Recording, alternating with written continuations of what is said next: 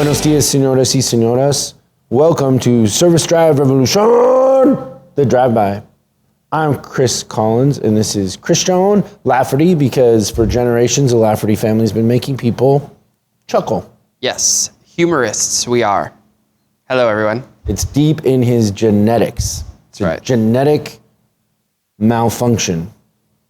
Oh, like blue eyes? No, blue eyes would be an asset, a genetic, asset. Oh, Blonde I thought hair, blue eyes was a deformity. No. People want blue eyes. Haven't you ever heard anybody say, oh, did you see the beautiful blue eyes? Morgan Wallen says that a lot. He loves blue-eyed girls. I'm not not a what is blue-eyed in the, really quick before we get to the question, by the way, if you have a question that you would like Christian and I to answer on the show, get ready, because after this question, I'm going to tell you the phone number. So get a pen, a paper, I don't know, write it on your arm. It doesn't matter. Open up your phone. You can put it in your notes, but you're going to want to write this number down. But what are you listening to right now? So you made the Morgan Wallen reference. You know, I bought tickets to Morgan Wallen here in the pit. I got them early, so they're worth a lot more than what I bought them for. They're gold right now. But I'll be giving a keynote speech in Texas when he's here. And I called him. I said, Morgan, I can't make the show. Could you move it? And he said that they wouldn't let him move it. Yeah. It was nice of you to ask. But what are you listening to? So definitely a little bit of Morgan, and probably more than anything, new Post Malone. Yeah, that new Post Malone's incredible. What do you think about the new Beyonce? Haven't heard it. Oh. I probably won't. When you do, oh, no? Don't you ever want to listen to that sort of stuff just to understand why people, why people like it? No, I think if it's super popular, even though maybe we don't like it, don't you want to understand why people like it? I think it's catchy and poppy, and that will always be something that people are attracted to. Pop music makes people feel good. It's not poppy, though. I think of her as a Post Malone person. The Post Malone one is poppy.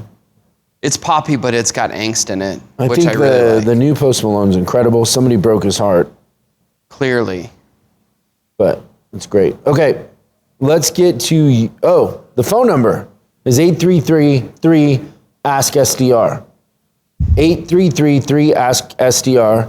And if your question is played on the big show and we answer it, we'll send you some swag. Super swag. Okay, let's go to the first question. How do you draw talented service advisors? In our area, there's a huge shortage of service advisors, period. But we have a very difficult time drawing them in. We have a very good pay plan, I feel. I was on the pay plan as a service advisor, and I was well in the six figures at a Korean import store. And I am definitely finding it hard to get highly qualified, experienced service advisors in our area. So let's reverse engineer this. When I was a service advisor, what would have definitely got me there was free pizza and cocktails at my desk, because I never took a lunch. Yeah. I like it. I would have been attracted to an advertisement that said something about six-figure income. But the pizza thing, I understand where you're going with that. Okay, so we really appreciate the question, and I'm not saying what I'm about to say in jest, but you like your pay plan, but I'm pretty sure it's not any good. I'm pretty sure you're paying them on gross. I'm pretty sure it's 7 pages long, and it's some chart escalating thing that, if you only go to the bathroom 3 times, you get another 0.25%. But if you this, you that, and it's what's that show with the American Ninja or whatever, where they're jumping over stuff? Oh yeah, where they're hardcore parkour, swinging at them, trying to kill them, or whatever. Great. That's probably what the pay plan's like. I would highly suggest a pay plan where the advisors are paid on sales, not gross, and then it's really simple. It's just 50% of their pay is on their commission, which is of sales, parts, and labor. Don't do, we only pay on labor, pay them on parts and labor, and pay them the same percentage for everything. Don't pay a different percentage for internal. All of those shenanigans, not good. Not good at all. And then I would have an element of CSI and then some like bonus on something. But for the most part, the bulk of their pay is going to just be on percentage of sales. I'm pretty sure, you could call back and tell us, but I'm pretty sure that's not what you're doing. Then the second thing is, it surprises me that somebody from the great state of Florida would be calling asking how to get people, because I'm in California and everybody's leaving here to go there, and I'm sure one or two of them is an advisor. Maybe one. People are, what is the stat that you always quote? Like somebody moves to Florida every minute and a half. Every minute and a half somebody moves to Florida. So you could run ads and relocate people to Florida, but I've yet, this is becoming more and more of a common question, but I've yet to be in a scenario where I can't, in a market, get the best advisors.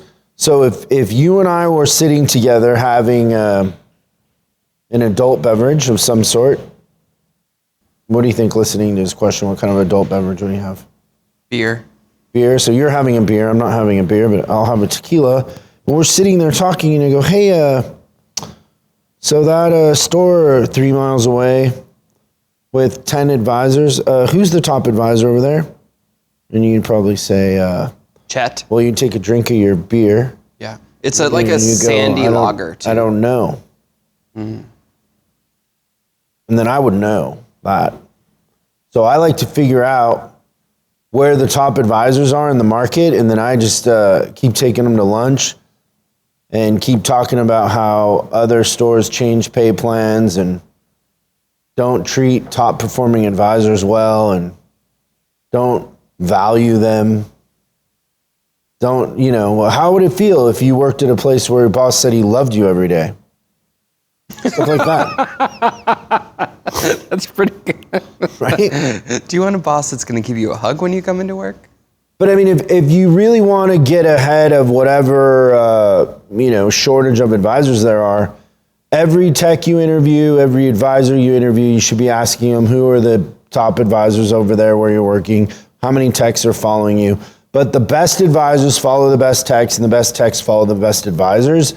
And so if you pry a couple top advisors loose, you'll get texts. And then, sometimes we work advisors for a year, and all it takes is for the place they're working to either sell or change their pay plan. Because you planted all those beautiful seeds. Yeah, but I just call them, I leave a voicemail. I'm like, hey, this is a Christian, and call me on my cell. I'd love to talk to you. I don't leave sometimes people are listening to phone calls of their employees. Just a, hey, give me a buzz.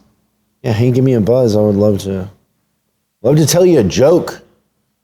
Hey, top advisor over there at Ford, I have a joke. Two podiatrists walk into a bar, but then he's got to call me to get the punchline.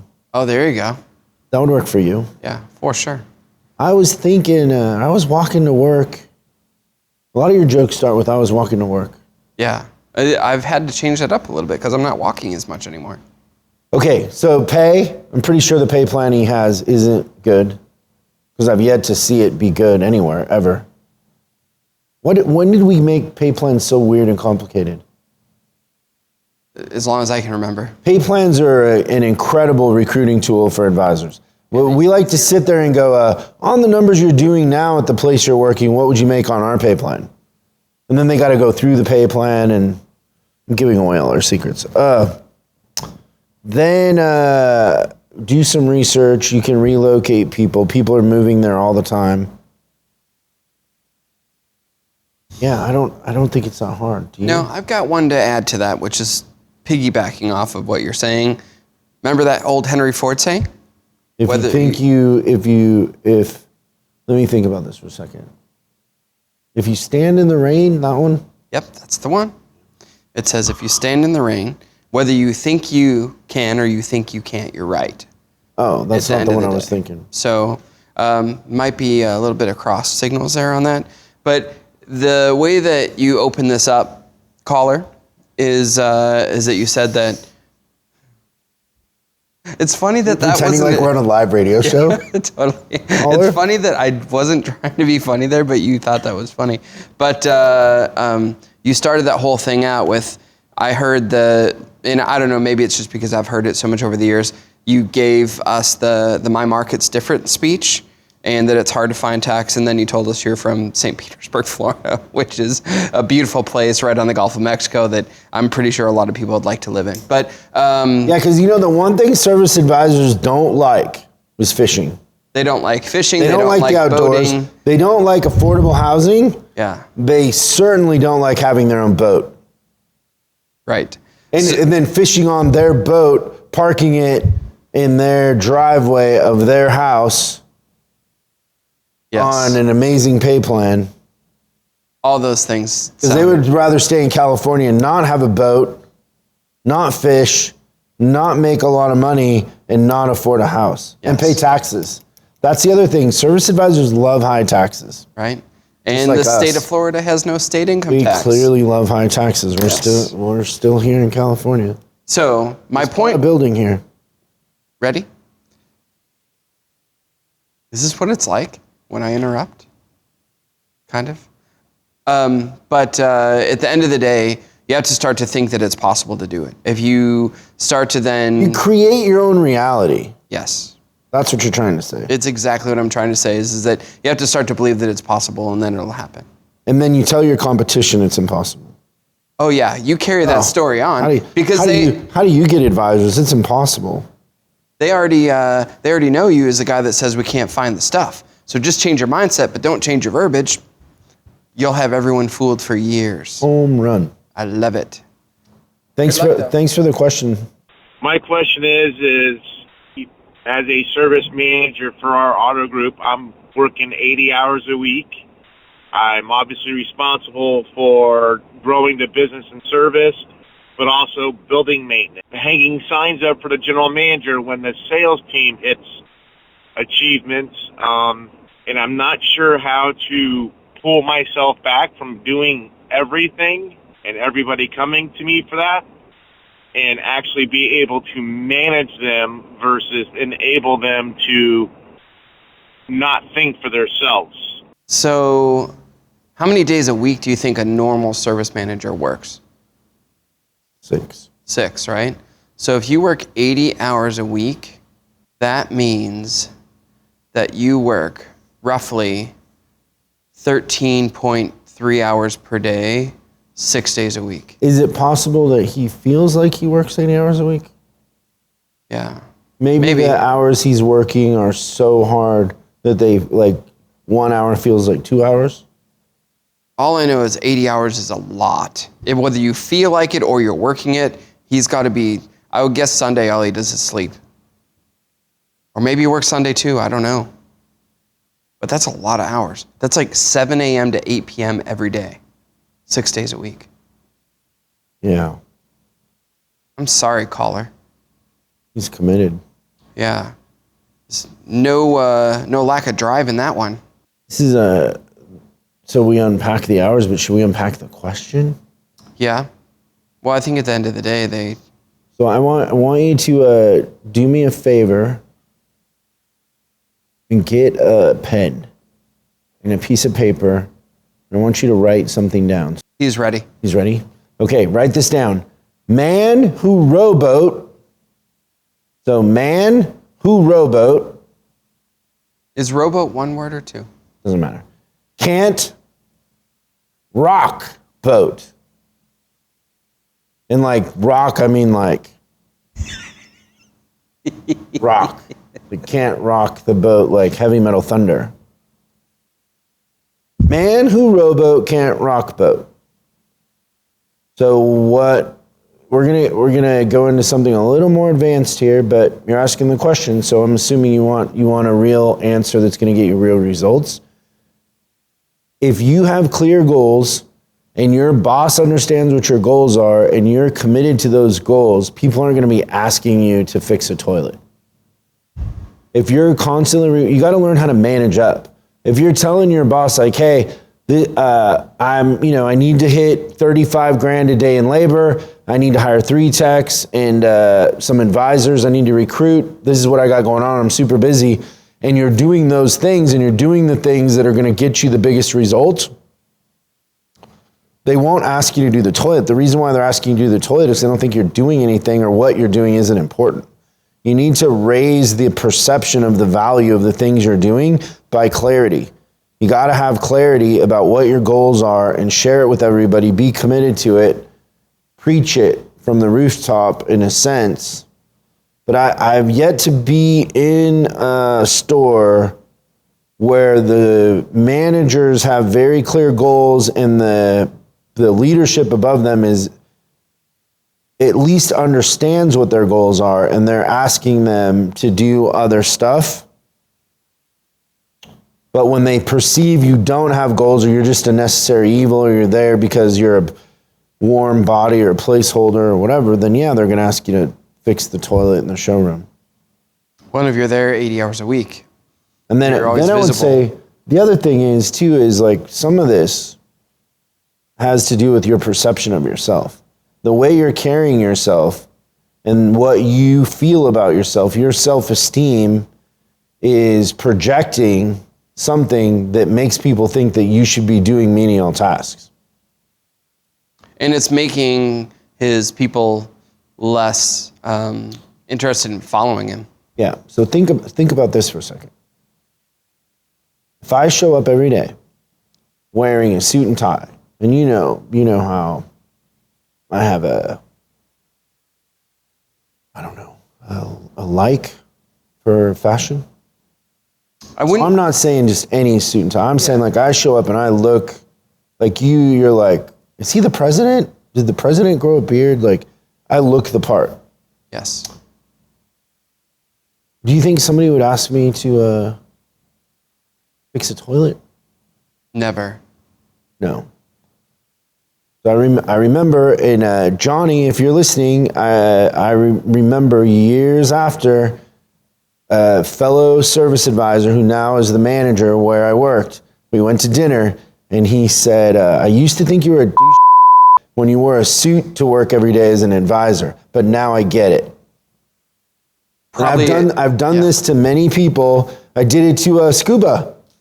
Did you? Our coach who handles Elite, we were talking about his goals for a year and whatever, and I said, man, it sounds like you guys should start wearing suits because like you guys are they were in the big leagues, right? Like yep. I don't know how many stores are there that are the size of what they were doing and performing at that level, and they started wearing suits and how people treated them, how they felt about themselves, all of it changed dramatically because of what they were projecting. So maybe you need to put on a different costume, even if it's just because you feel different when you look in the mirror. I don't know. But there is an element, whether you want to admit it or not, that has to do with how you feel about yourself is how people are treating you. And so get clear on what you're trying to do, share that with everybody, get their buy-in, and have some lofty goals, like some real goals, which I'm sure you do. You're asking this question, so my sense is you care about performing and getting better. But the other part would be like start showing up looking the part. I showed up dressed like I was going to be the owner, and then I ended up owning a dealership. That's not a coincidence. Good stuff. And what's funny is I was shopping at the outlet mall. Like I didn't have a lot of money. Yeah, but most people don't know. But it was it was more about what I was trying to do, not, I figured it out. Even if I was wearing the same 2 suits in rotation, right? I never thought about the whole, if you're wearing a suit, nobody asks you to unclog a toilet. That's so smart. Now, I don't know in the part of the country he's in that you might want to be a linen suit. Oh my gosh, yeah. But I don't know, there's people down there wearing suits. It always blows me away when you're in the South. And guys in Miami are well-dressed. Wearing suits. Yep. So thanks for the question. I none of that do I say in jest. Like I'm being serious. If you're asking the question and you want a real answer, that's a real answer. You want to add anything to it, funny man? No, I think Lafferty? you did a good job. Lafferty? That's great. No, you don't have the, hey, I was walking to work and I was thinking about clogging a toilet. No? Yeah, it's unfortunate. I've got jokes, but I know they won't make it guys, past the editors. you guys should hear the jokes that I have to screen out on your behalf. Yeah. Because they're inappropriate, not because they're funny. You could make a case that some of those cutting room. What's funny is you come in and you're like, hey, you tell me the joke and you're like, we could tell that one, right? But you know that you can't. You just want to make me say that you can't tell that inappropriate joke. Yep, I totally do. Yeah. Okay, thanks you guys. That was really fun. Remember 8333 Ask SDR. Man who rowboat can't rock boat. Clear, defined purpose solves a lot of problems. A lot of problems. Thank you, and we'll see you next time on Service Drive Revolution. Thanks for watching this week's Drive-By. I hope we gave you something to think about over the weekend. We're uploading new stuff every day, so make sure you subscribe and click the bell icon so you don't miss out. If you have a question you'd like us to answer on the show, call 8333 Ask SDR and we'll answer your question on the show. That's 8333 Ask SDR. For special deals on our books and training, head over to offers.chriscollinsinc.com. Now that's offers.chriscollinsinc.com. I'm Chris Collins, and I'll see you in the next video.